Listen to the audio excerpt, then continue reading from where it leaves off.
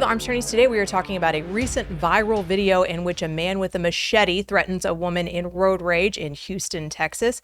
Stick around. We're going to talk about what happened. We're going to talk about what her legal rights to use a firearm would have been in that scenario. And we're going to talk a little bit about what you should or should not do if you're faced with a similar situation. But before we get started, show your support for the Second Amendment by hitting the like button and go over to armedattorneys.com. Sign up for our newsletter. Come out about once a month. We don't spam you, and we get to talk about things a little more freely than we do on the YouTubes. So, Edwin Walker, we have not filmed a video together in ages. It has been a while. It's been a while. This is lovely. And it is with one of Edwin Walker's favorite things, big weird knives. Big weird knives and road rage. Sure. You know, I mean, how many road rage cases do we handle? Bunches. Tons. The road rage is like the number one use of force, deadly force situation gone wrong. People think they're justified whenever they actually probably are not. But also coupled with the police departments and district attorneys being very aggressive in pursuing road rage cases. And the cherry on top is that this is happening right here in our own backyard. That it is. So we're going to roll a clip here for you in a second, but just to set it up, she was driving apparently a little too slowly in a school zone for this man. Road rage ensues, and then she films this video.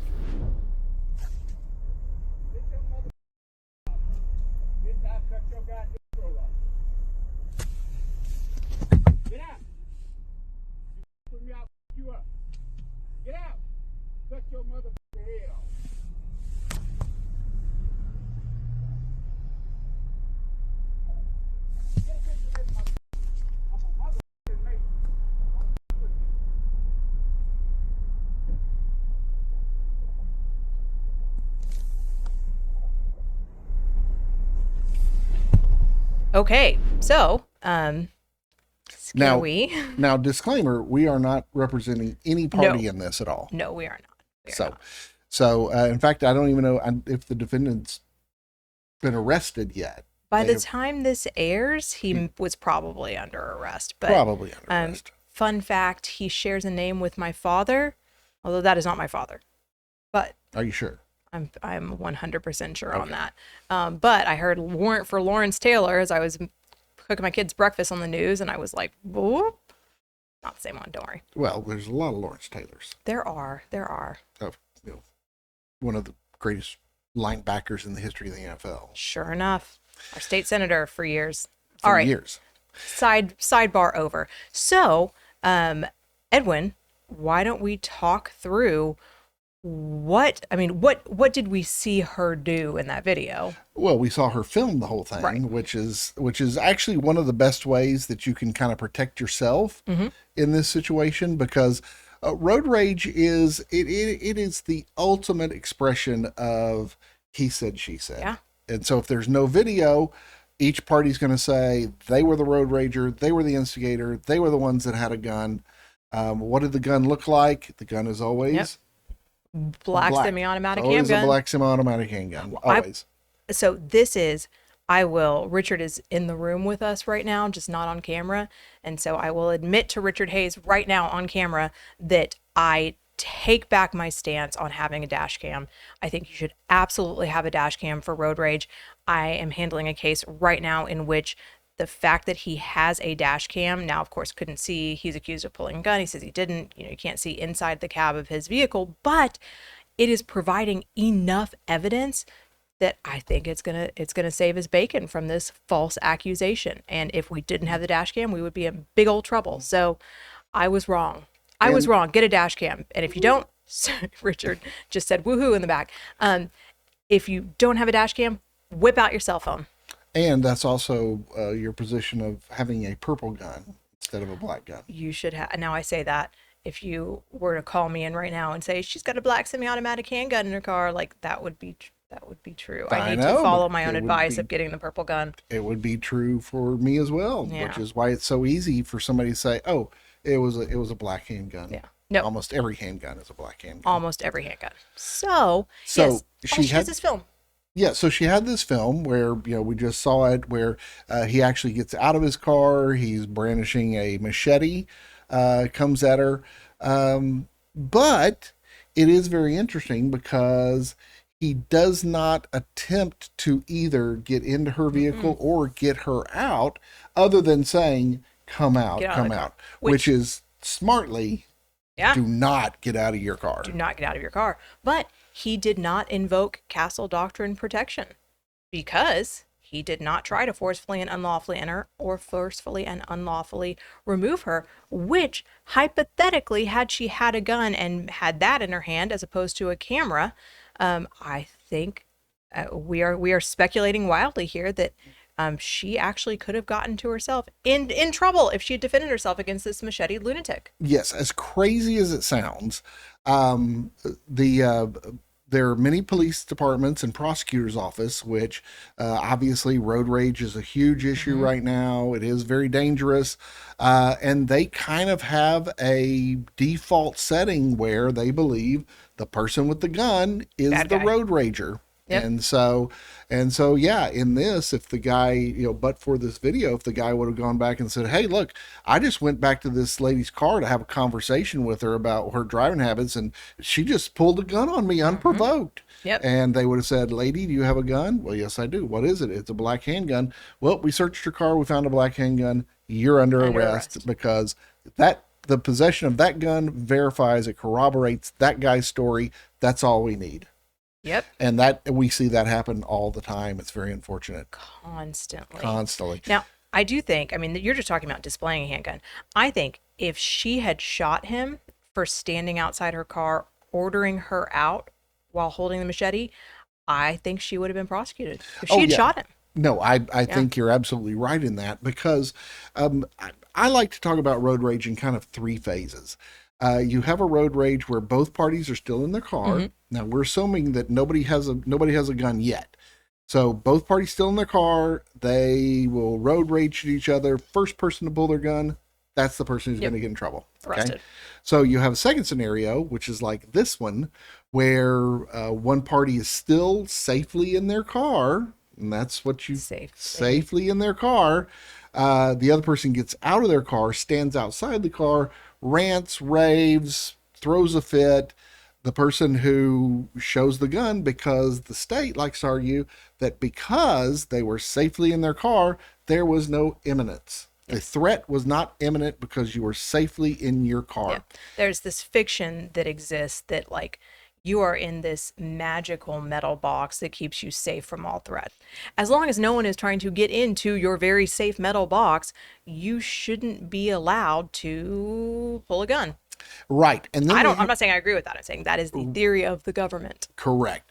Because remember, the government, they always want to prosecute somebody. Anytime Mm-hmm. there's a gun, they hold on to the belief that gun equals crime. Somehow, Yep. somewhere, if somebody's got a gun, there is a crime that has been committed somewhere. Yes. Now, the third scenario with regard to road rage is what this did not evolve to, and that is that the person actually gets out of their car and then unlawfully and forcefully attempts to enter the car. And that's what I like to call the bright line. Yes. And so if somebody crosses the bright line, then there you go. Yeah. That is the scenario that you have to be justified in, at least in Texas law, in justified in using force and deadly force as well. So yeah, if he would have run up to her window and he would have struck her Mm-hmm. car with the machete, then she is absolutely justified. Grand jury will no bill her immediately. Yeah.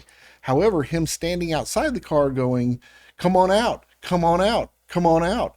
If she would have pulled the gun or shot him, the state would be arguing she didn't have, she was in a box. And see, Yeah. he clearly was indicating his intent not to come into the car. He was telling her that he would, this would only escalate if she got out. She got out. And so there was no imminence. She was not justified in using deadly force. Yeah, it is. You're in a wild state of the world when you have to engage in this sort of road rage encounter because it is terrifying. And you can see, I mean, it is, he is in front of her. I'm sure there's traffic moving on either sides, although now I can't recall because I'm not watching it right this second. But it's not going to be that easy for her to get away. And these encounters can escalate very quickly. I mean, him going from, get out of the car, I'll kill you, to him actually, yes, like taking the handle the machete and trying to break glass or going for door handles. I mean, that can happen in the blink of an eye. Mm-hmm. And then, if you didn't have your firearm ready, are you going to die? I mean, that's one of those questions, unfortunately, that we just have to think about in the abstract and tell you that definitively the state will go after you if you shoot or if you pull a gun for someone who is simply standing outside of your vehicle ordering you out. Now, Texas has a very unique law, and I know that obviously we have lots of Texas viewers. Texas has a law that most states do not have, and interestingly enough, this law has been in existence for over 50 years, and that is the threats as force law. And it specifically says, it's 9.04 for those of you who have your Texas Penal Code available to you, section 9.04, and it specifically says that that a person in a self-defense situation is allowed to produce a weapon if the production of that weapon is to cause the other party to be apprehensive, cause apprehension in the other party that this party will use deadly force if necessary. And so I think that in this scenario that a reasonable person would think that he was guilty of using force, maybe not deadly force yet, even though he had a machete, using force. And so then her production of the gun would have been reasonable for him to back off. Now that's the jury making that decision, because she still would have gotten arrested, I think. Oh, if yeah, she had pointed a gun, prosecutors do not believe in 9.04. No. They hate it. They don't understand it. I remember the first time I ever showed a prosecutor that statute in the book, and they looked at it, and then they looked at me like a dog watching television. They didn't understand. They couldn't comprehend what it meant. And all they could say was, but he had a gun, because they are taught explicitly that gun equals deadly force. Yes. No matter what. Well, Leslie and I had a murder case not too long ago that was no-billed by the grand jury, and it was all on video, and it was not our best murder facts. And in fact, I mean, we were, of course, we made a grand jury packet, but we, told this guy, don't get your hopes up. This is a trial case, and all right, sure enough.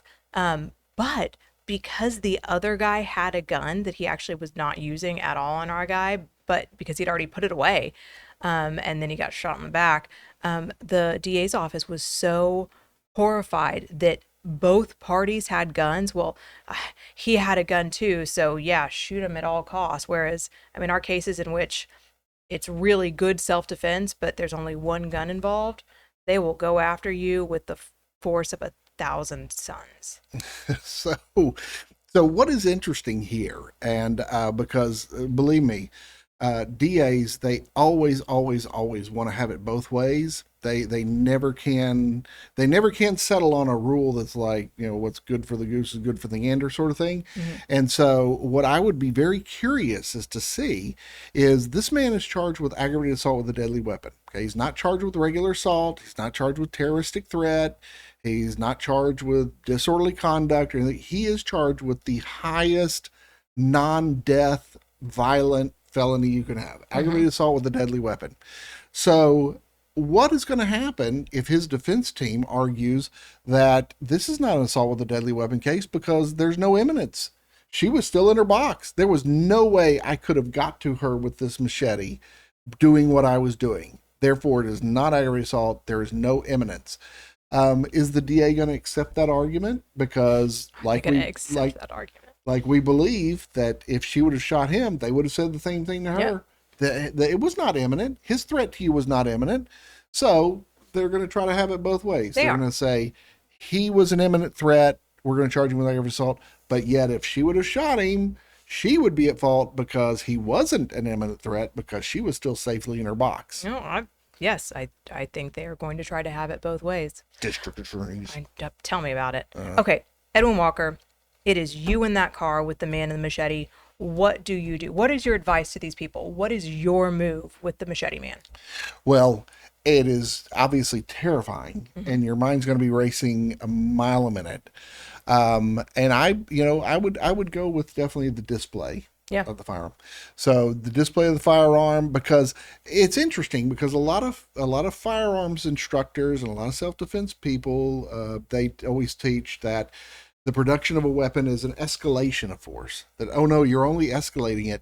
But clearly, under Texas law 9.04, which is Like I said, it's been the law for over 50 years. This is not a new invention. This didn't happen when they rewrote the penal code in 2007. It has been there since 1973. It is clearly a de-escalation statute. It is designed for, you're aggressive, I got a gun. Maybe you want to rethink your aggression, and it's designed to have the other person go, "Oh my God, you got a gun. Sorry, I'm backing off." That's what it's intended to do, and I think that's what would have happened in this situation. Sure enough. I think I'm team display as well, or I'm always team soft run over someone with your car. That car is a Sure. powerful weapon, so Oh yeah, and we've seen cars alleged as deadly weapons. So yes. Yes, we have. Well, we hope you enjoyed this discussion. If you did, consider subscribing, hitting the like button, and help us fight the anti-2A algorithm by sharing this video. Don't forget, go over to armedattorneys.com, sign up for our newsletter, and until next time, we're the Armed Attorneys. And as long as no one's trying to get into your magic box, oh, scrap that, Samir. As long as no one is trying to get... We're gonna take our new take on that one. Wow, I think that's. I'm gonna put that in my phrase bank box. As long as no one.